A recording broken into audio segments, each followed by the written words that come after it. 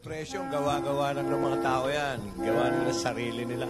Oo, dinidepress nyo lang yung sarili nyo, tapos nagkakaroon ng sakit. Pero hindi biro yun yung depression. Oo, hindi. Bakit? Bakit? Eh, kasi syempre marami nakakaranas na gano'n, lalo na sa mga kabataan. Kaya dapat Totoo. kapag meron nakakaranas na gano'n, bigyan natin yung support. Moral support. Hindi, Kasi mahirap Huwag din. niyo suportahan. Gawa-gawa lang din. Oo. It's all in the mind. At what point po makikita na ang mental health condition ng anak mo, life-threatening na pala? Ha ha